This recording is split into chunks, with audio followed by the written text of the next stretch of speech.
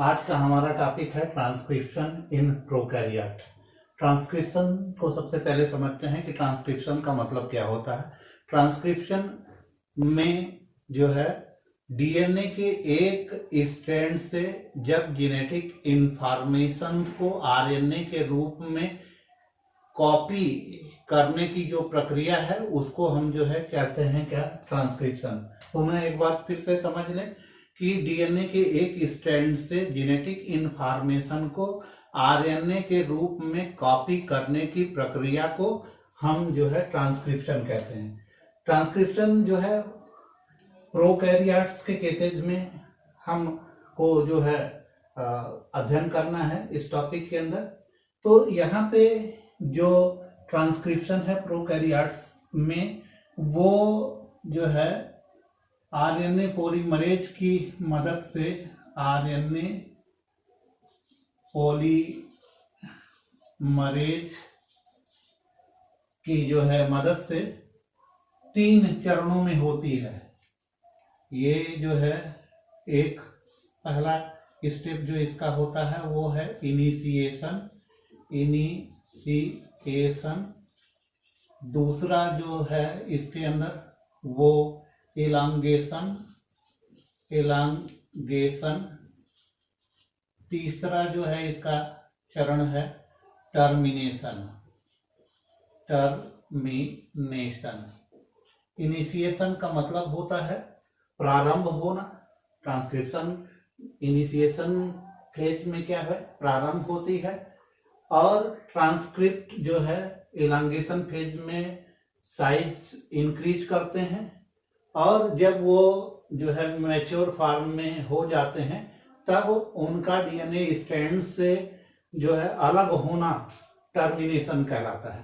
तो ये 3 जो है प्रक्रिया ट्रांसक्रिप्शन में होती है, और ये आरएनए पॉलीमरेज के जो है मदद से होती है। इस आरएनए पॉलीमरेज को हम ट्रांसक्रिप्टेज भी कहते हैं। ट्रांसक्रिप्टेज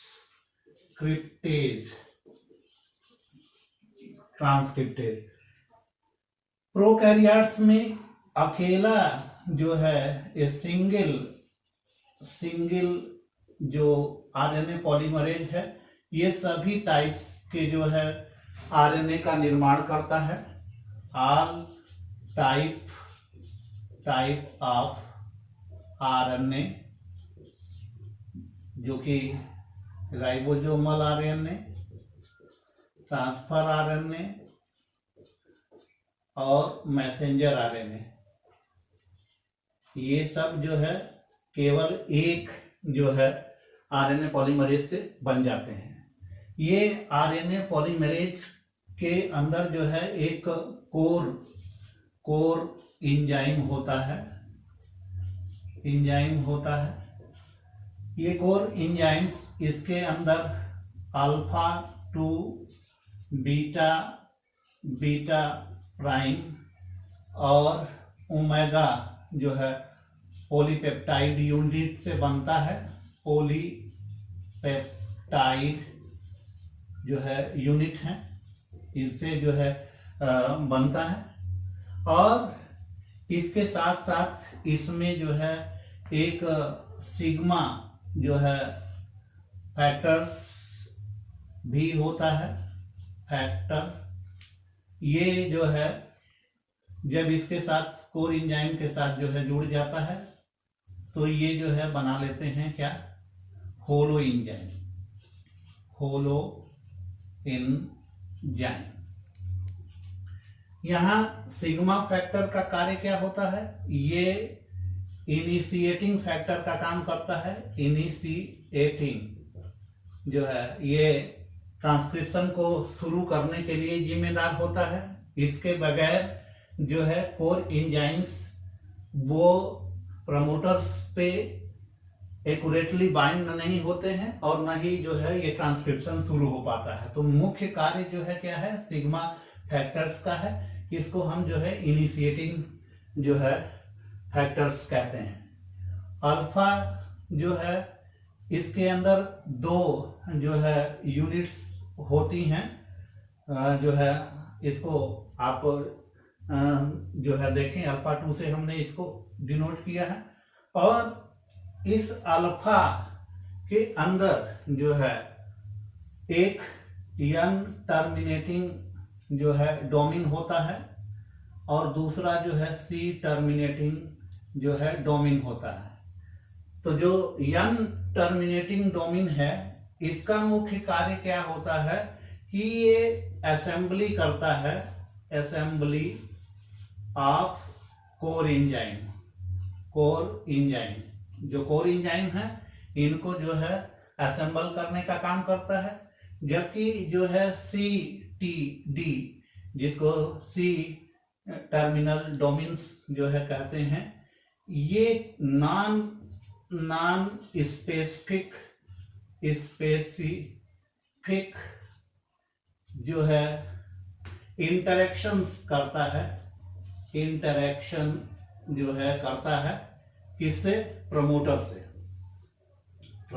से। तो ये जो है इसका कार्य है। बीटा और बीटा डैश, ये जो है क्या है, ये 4 साइट प्रदान करते हैं जो कि कैटालिटिक साइट है, कैटालिटिक साइट। इसके साथ जो है सबस्ट्रेट साइट, सबस्ट्रेट। इसके साथ जो है ये प्रोडक्ट साइट, और इसके साथ जो है ये डीएनए बाइंडिंग साइट, ये जो है इनका कार्य होता है। ये सबसे बड़े यूनिट्स होते हैं इसके अंदर। उसके बाद सेकेंड जो है ये बीटा होता है। ओमेगा का जो काम है वो अनवुंड करता है, डीएनए स्ट्रैंड को ओपन करने का काम करता है, ये डीएनए स्ट्रैंड्स को।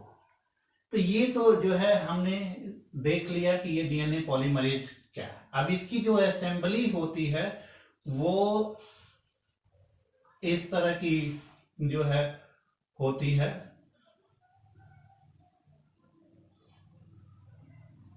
यहाँ पे थोड़े से इस तरह से जो है होलो एंजाइम्स इसका जो है बनता है, इसका स्वरूप जो है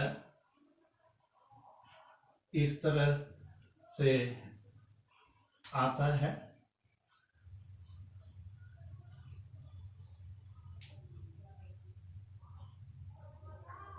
यहाँ इस तरह की संरचना, ये सिग्मा फैक्टर्स, ये अल्फा, और ये जो है बीटा डैश, और ये जो है बीटा।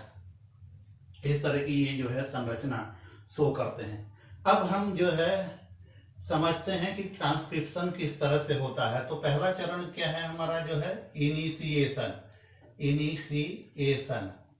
इसमें क्या है, सबसे पहले एक ट्रांसक्रिप्शनल यूनिट्स जो है होता है।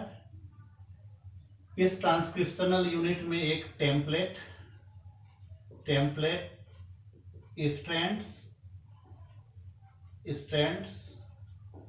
जो कि 3' to 5' पोलैरिटी है, और दूसरा स्ट्रैंड्स जो होता है वो जो है कोडिंग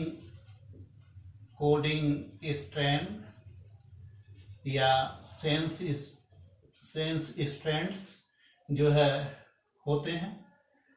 इस टेम्पलेट पे जो है एक यहाँ पे टारगेट साइट होती है, इसको हम जो है टारगेट साइट कहते हैं। और इस कोडिंग जो है स्ट्रैंड के रेफरेंस में इस जो है, सॉरी ये टारगेट साइट ना होकर कि ये जो है स्टार्ट साइट है, स्टार्ट साइट।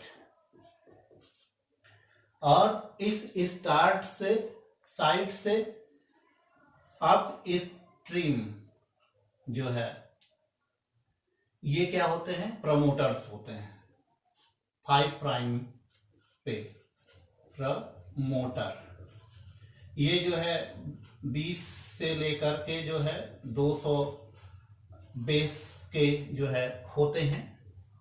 और ये क्या है, अप स्ट्रीम है, अप स्ट्रीम।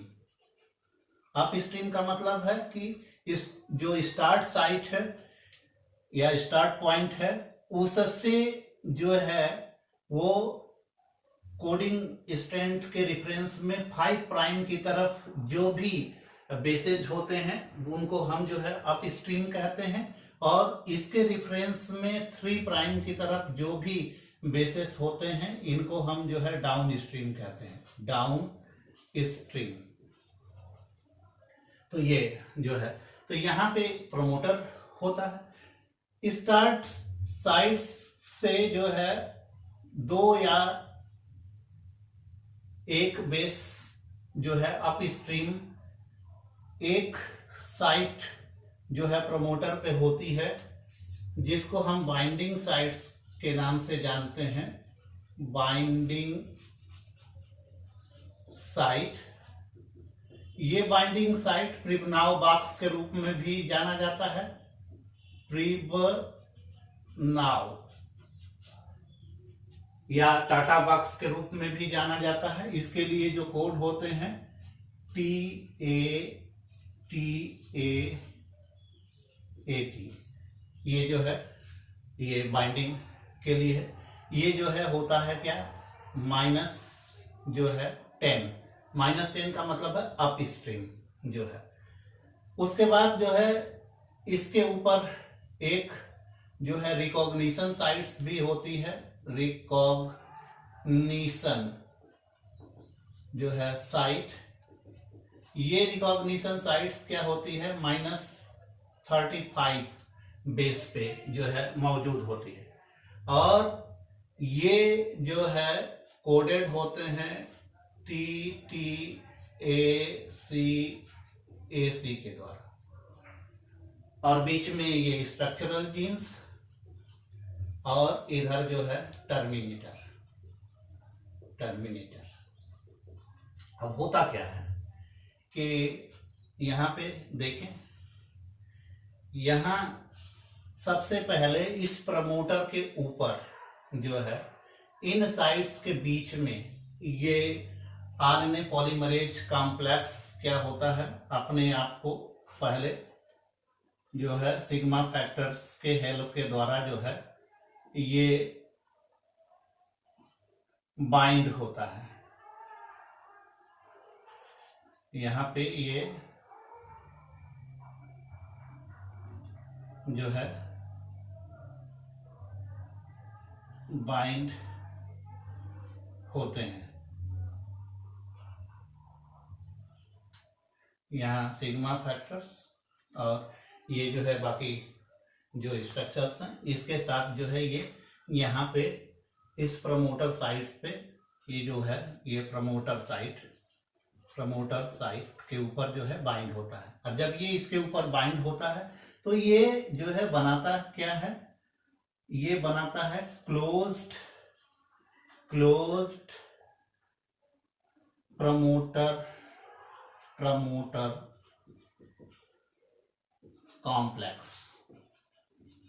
कॉम्प्लेक्स। इसको हम जो है क्लोज्ड प्रमोटर कॉम्प्लेक्स या क्लोज्ड बाइनरी प्रमोटर कॉम्प्लेक्स के नाम से जानते हैं।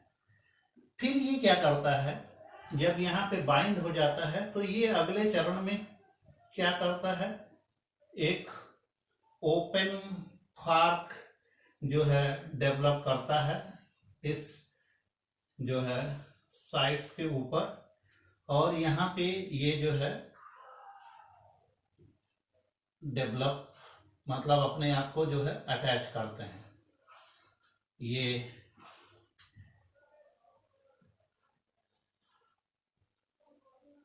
क्या होगा, ये अपने आप को यहाँ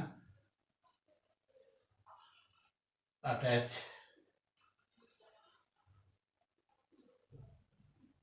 जो है करता है। तो यहाँ जो है ये डीएनए स्ट्रैंड्स क्या है, ये फॉर्क का निर्माण करता है, जिसको हम ट्रांसक्रिप्शन फॉर्क के रूप में जानते हैं, फॉर्क। अब ये ट्रांसक्रिप्शन जो है फॉर्क जब बनता है तो ये जो स्ट्रक्चर पहले क्लोज प्रमोटर कॉम्प्लेक्स था, ये जो है कन्वर्ट हो जाता है ओपन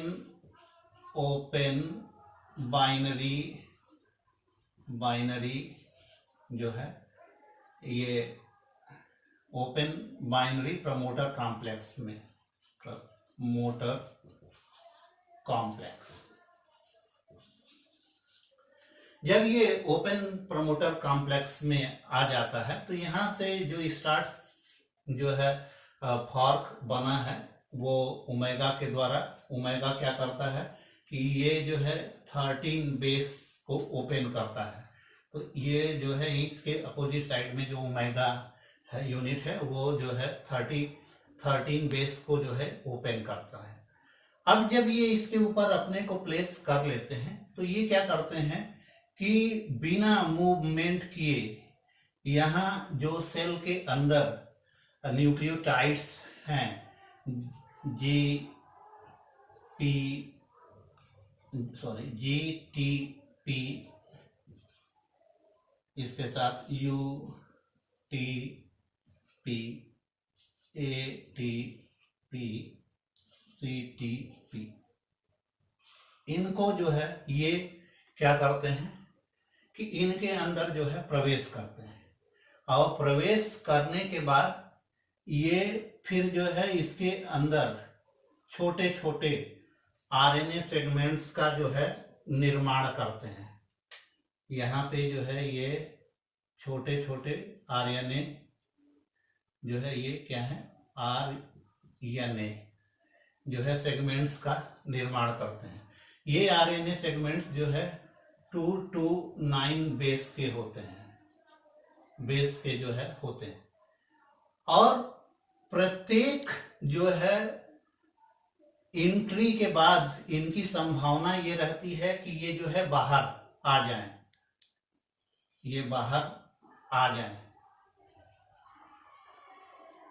तो ये जो कंडीशन है जिसमें इस होलो एंजाइम के बिना मूवमेंट के स्मॉल सेगमेंट्स जो आरएनए के इस एंजाइम्स के द्वारा जो है बने, वो क्या है, वो बाहर आ जाते हैं। इसको हम जो है कहते हैं, इस प्रक्रिया को हम जो है कहते हैं एबॉर्टिव इनिशिएशन, एबॉर्टिव इनिशिएशन मतलब कि जो है अपरिपक्व आरएनए जो है, इमेच्योर आरएनए जो है क्या हो जाते हैं, वो रिलीज हो जाते हैं।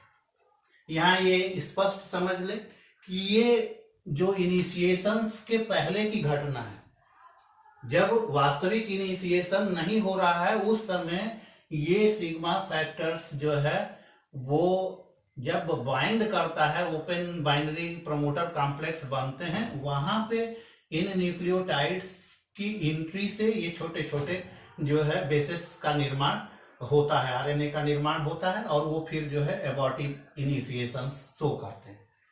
तो ये चीज है, ये बार बार जो है एबॉर्टिव इनिशिएशंस जो है होता है, और उसके बाद जो है ये जो कॉम्प्लेक्स है ये अपने आप को यहाँ पे जो है बाइंड कर लेता है। तो ये तो हो गया कि ये बाइंडिंग यहाँ पे हो गई। जब बाइंडिंग इसकी हो जाती है तो फिर जो है क्या होगा कि यहाँ पे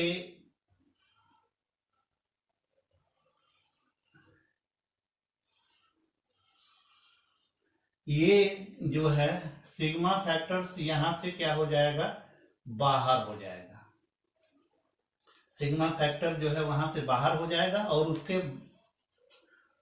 बदले में यहाँ पे एंट्री किसकी हो जाएगी, NUSA और NUS जो है B के जो है यहाँ पे जो है एंट्री होती है, सॉरी यानी यू एस ए और यानी यू एस जो है बी यहाँ पे जो है एंट्री कर जाते हैं। तो ये जो है कंडीशंस यहाँ पे हो जाती है। अगले चरण में क्या होगा कि जो है ये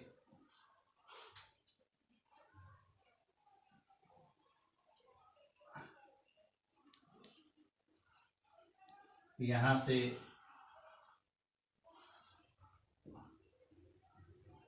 जो है ये सिग्मा जो है बाहर निकल गए हैं और ये जो है कॉम्प्लेक्स यहाँ पे आ जाता है और अपने आप को यहाँ से जो है बाइंड कर लेता है। अब ये क्या है कि इनिशिएट्स करने के लिए तैयार है। तो ये इसने जो है क्या किया, अपने आप को यहाँ पे थोड़ा सा मॉड्यूलेट किया और ये जो है बन जाता है क्या, टर्नरी जो है बाइनरी कॉम्प्लेक्स जो है कॉम्प्लेक्स बाइनरी इलांगेशन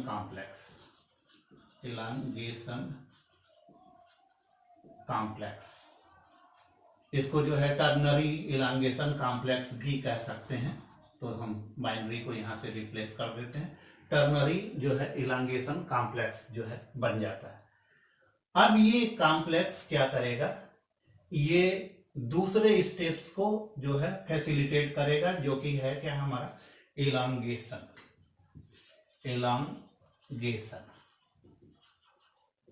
ये क्या करेगा, इसके अंदर जो है जो भी नाइट्रोजनस जो है मटेरियल्स हैं, जो कि जो है ये GTP, UTP और ATP और CTP, इनसे ये जो है क्या करेगा, RNA का निर्माण जो है करना शुरू कर देता है। ये जो है यहाँ ये RNA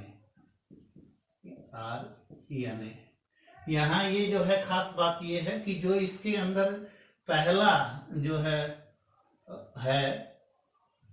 इसको यहाँ पे समझ लें कि जो इसके ऊपर पहला बेस बनता है वो जो है या तो बनेगा GPP, इसके साथ जुड़ेगा, या APP जो है ये जुड़ेंगे 5 प्राइम पे। जैसे ये क्या है, ये जो है 5 प्राइम है, ये RNA है।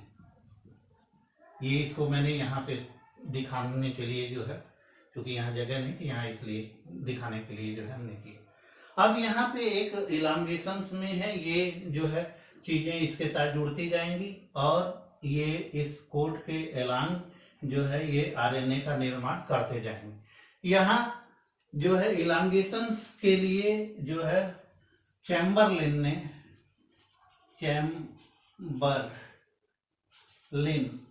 ने जो है 1993 में एक जो है मॉडल जो है दिया, जिसको हम इंच वॉर्म मॉडल कहते हैं, जो है मॉडल। इस मॉडल में उन्होंने ये बताया कि ये सपोज दैट ये जो है DNA है और इसके ऊपर जो है उन्होंने कहा कि जो है 2 प्रोडक्ट साइट होती है। एक प्रोडक्ट साइट ये है, दूसरी जो है प्रोडक्ट साइट यहाँ से जो है लगी हुई है ये, और इससे जो है यहाँ पे एक जो है कैटालिटिक साइट है, और ये RNA जो है फॉर्क के रूप में है, और यहाँ से जो है ये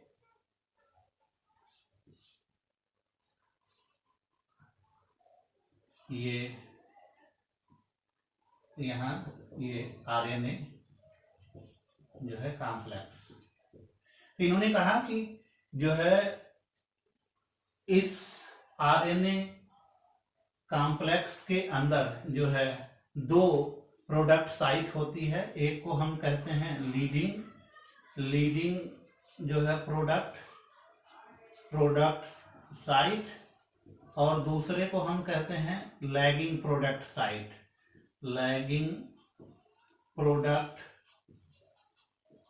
साइट।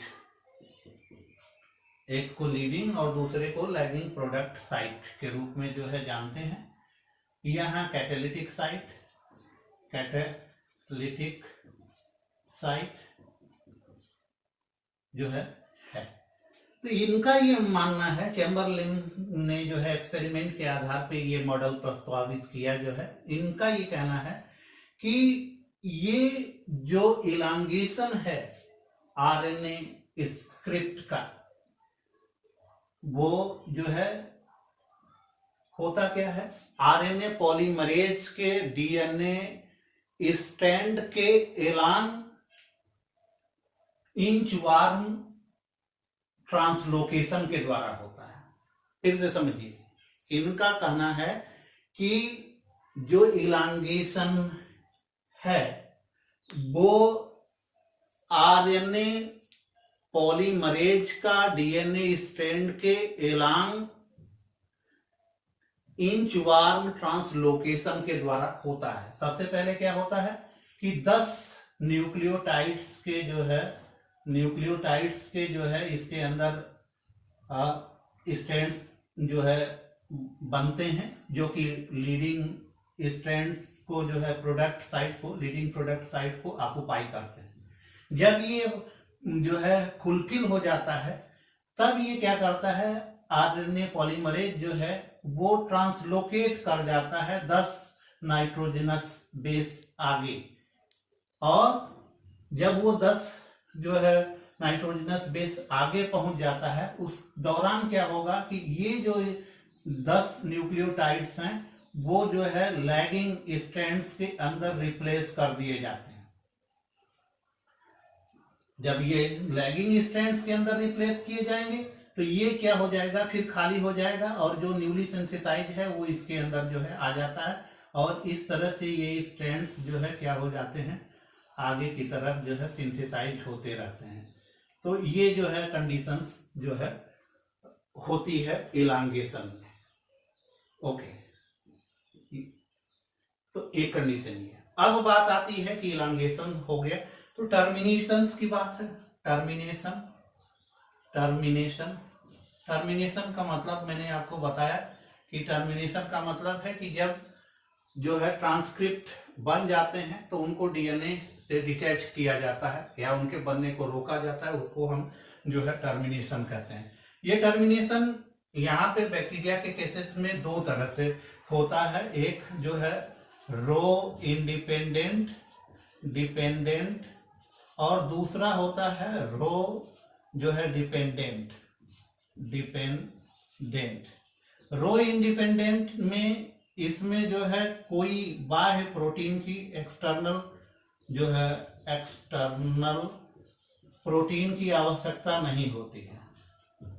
प्रोटीन्स जो है नॉट रिक्वायर्ड हैं, इसमें आवश्यकता नहीं है, बल्कि जो टर्मिनेशन सिग्नल्स हैं वो आते हैं कहाँ से, डीएनए के द्वारा ही इसके ऊपर जो है टर्मिनेशन सिग्नल आते हैं। लेकिन रो डिपेंडेंट में क्या है, रो प्रोटीन्स की आवश्यकता पड़ती है। ये जो है टर्मिनेशंस में जो है क्या करता है, वो जो है मदद करता है। अब इसको समझते हैं। ये जो है माना जाता है कि रो जो डिपेंडेंट जो है प्रोटीन है, इसमें क्या है कि जब टर्मिनेशंस होना होता है तो टर्मिनेशंस पॉइंट से जो है टर्मिनेशन कोडॉन से या टर्मिनेशन साइट से थोड़ा सा पहले जो है लगभग जो है 20 न्यूक्लियोटाइड्स का जो है एक पैलिंड्रोमिक जो है सीक्वेंस जो है डीएनए के ऊपर जो है बनते हैं। और ये पैलिंड्रोमिक सीक्वेंस जो है ये हैं GGT CGA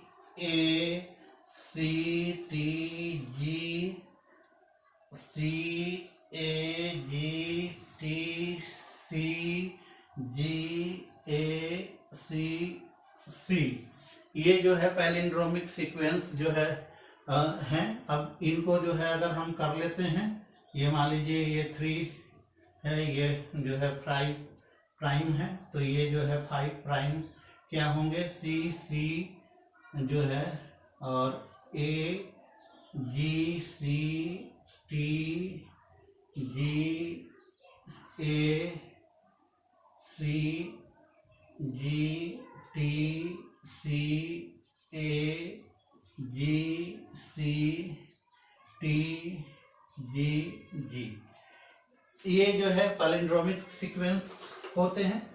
साथ ही साथ इसके अंदर जो है 8 जो है 80 जो है जोन्स भी होता है, इसके साथ लगा होता है। अब ये क्या करते हैं, जब इससे जो है आरएनए जो है ट्रांसक्राइब होता है, तो ये जो है आते क्या हैं, G U C G U C U G C U G U C G U C, ये जो है बन जाते हैं। और ये क्या करेंगे, ये चूंकि एक दूसरे के कॉम्प्लीमेंट्री हैं, ये लूप का निर्माण करते हैं, हेयर पिन लूप का निर्माण करते हैं। G U C G U C U G, यहाँ पे फिर जो है हो जाएगा C A G C A G U का A C, इस तरह से ये लूप बन जाते हैं। और चूंकि यहाँ पे समझ लें ऐसे, यहाँ तो ये आरएनए जो है पॉलीमरेज है, यहाँ से ये क्या है, यहाँ पे ए और ये जो है GPP I प्राइम पे, ये जो है मैसेंजर आरएनए है। इसने यहाँ पे जो है क्या किया, लूप का निर्माण किया। इसके वजह से, क्योंकि हमने ये बताया कि ये पैलिंड्रोमिक सीक्वेंस होते हैं, ये इन्वर्टेड रिपीट होते हैं, और इसकी वजह से ये एक दूसरे के कॉम्प्लीमेंट्री हो जाते हैं, और फिर जो है ये हेयर पिन लूप का निर्माण करते हैं। हेयर पिन लूप जो है, ये मैसेंजर आरएनए पे जो है ये क्या करेंगे, आरएनए के ऊपर जो है ये हेयर पिन लूप का निर्माण करेंगे। जब ये लूप जो है यहाँ पे बनता है, तो ये जो है इस स्ट्रैंड के ऊपर एक प्रेशर एग्जिस्ट करता है, और वहाँ पे जो मैसेंजर आरएनए जो है 80 रिच कंडीशंस में थे, तो वहाँ वो जो है एडेनोसिल से यूरेसिल बाइंड होते हैं। क्योंकि ये बाइंड काफी वीक बॉन्ड है, और लेस एनर्जी रिक्वायर्ड है। तो ये क्या होता है, इस लूप की वजह से आरएनए जो है पाज होते हैं, आरएनए पॉलीमरेज क्या हो जाते हैं, पॉज हो जाते हैं। और पाज होने के बाद जो है ये जो स्ट्रैंड्स हैं, ये जो है एक दूसरे से अलग हो जाते हैं, अर्थात ये आरएनए क्या हो जाता है, रिलीज हो जाता है। एक तो कंडीशंस ये है। दूसरी कंडीशंस रो डिपेंडेंट्स में अगर हम देखें तो यहाँ पे क्या है, रो फैक्टर्स की जो है आवश्यकता होगी। ये जो है सपोज आरएनए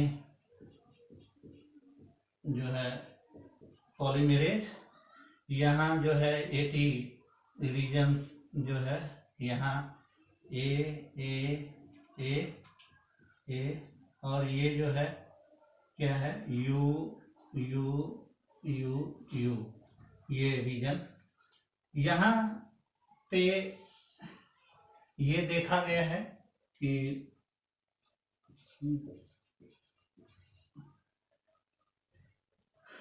ये जो आरएनए होता है, जो ट्रांसक्रिप्ट आरएनए है, इसके ऊपर जो है बीच बीच में जो है सी रिच साइट होती है, C rich site, cytosine rich sites.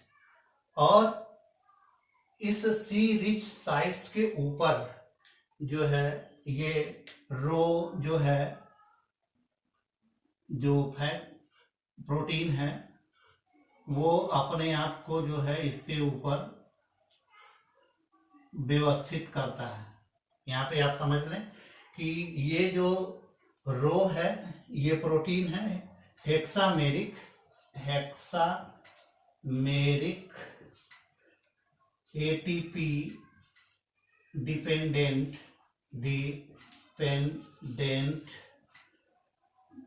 जो है वो प्रोटीन है, जो है प्रोटीन, या इसको हम हेलिकेज कह लें, हेलिकेज का होता है, डिपेंडेंट हेलिकेज एंजाइम्स है। हेलिकेज जो है प्रोटीन है या एंजाइम है, जो भी कह सकते हैं। तो ये क्या करेगा, इसके ऊपर जो है आकर के बाइंड हो जाता है। तो जो सी रिच साइट है जहाँ पे ये जो है रो फैक्टर्स जो है आता है, इसको हम जो है कहते हैं क्या, रट साइट मतलब है क्या, रो यूटिलाइजिंग साइट। तो ये रट साइट्स जो है के ऊपर ये रो फैक्टर्स या रो प्रोटीन्स आकर के बाइंड हो जाते हैं। ये फिर जो है एटीपी से ऊर्जा लेकर के, एनर्जी लेकर के ये रैप करते हैं इसी डीएनए के उस स्ट्रैंड पे, और ये जो है बढ़ते हुए कहाँ पे पहुंच जाते हैं, आरएनए पॉलीमरेज के पास। आरएनए जो है पॉलीमरेज के पास जो है ये पहुंच जाते हैं। जब ये आरएनए पॉलीमरेज के पास जो है ये मूव करते हुए जो है पहुंचते हैं, तो बीच में क्या होता है कि इनके अंदर भी जो है ये लूप्स का निर्माण होता है। कॉम्प्लीमेंट्री होने के साथ जो है इनके अंदर जो है हेयर पिन लूप यहाँ पे भी जो है बन जाते हैं। इस हेयर पिन लूप की वजह से ये आरएनए आता है। तो उस समय ये क्या करते हैं, ये जो रो प्रोटीन्स हैं वो आरएनए जो है को जो है अप्रोच कर लेते हैं, और अप्रोच करने के बाद ये फिर जो है क्या करते हैं, यहाँ आते हैं और इस एडेनिन और यूरेसिल जो बांड है उसको ये जो है ब्रेक कर देते हैं, कैटलाइज करके इसको जो है ब्रेक कर देते हैं। एडेनिन और यूरेसिल जो है बांड को ये ब्रेक कर देते हैं और ये फिर क्या हो जाता है, आरएनए रिलीज हो जाता है,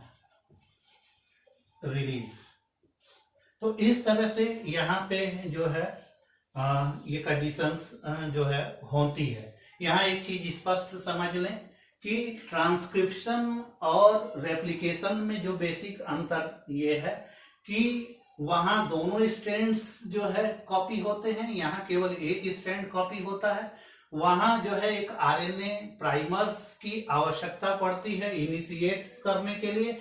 यहाँ जो है इनिशिएट्स करने के लिए किसी भी प्राइमर की आवश्यकता नहीं होती है, बल्कि ये न्यूक्लियोटाइड्स जो हैं वो सीधे जो है जुड़ते हुए आरएनए का जो है निर्माण कर लेते हैं। ये थोड़ी सी जो है मिसिंग हो गई कि ये जो आरएनए पॉलीमरेज है ये प्रूफ रीडिंग का भी काम करते हैं।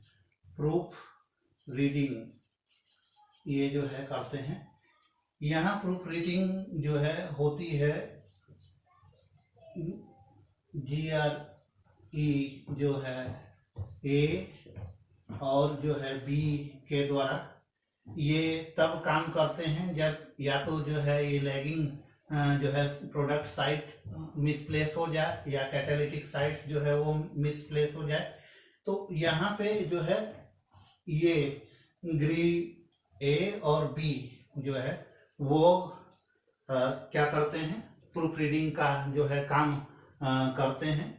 और ये आरएनए पॉलीमरेज जो है इनकी मदद से क्या करता है 3 to 5 जो है 100 न्यूक्लियस जो है 100 न्यूक्लियोज प्रूफ जो है एक्टिविटी रखता है, 100 न्यूक्लियस एक्टिविटी रखता है। पहली चीज तो ये है। और दूसरी चीज यहाँ एक थोड़ी सी जो है चीज थी कि ये जो है जब सिग्मा फैक्टर्स बाहर निकलते हैं उस समय जो है ये नास ए और नास जी जो है यहाँ पे हेल्प करते हैं, न कि नास बी। तो ये थोड़ा सा एक चीज यहाँ पे आपको फिर ध्यान में रखना है कि नास ए और नास जी जो है वो सिग्मा फैक्टर्स के बाहर निकलने के बाद जो है एंट्री करते हैं और फिर ये इलांगेशंस को जो है मॉड्यूलेट करने का कार्य करते हैं।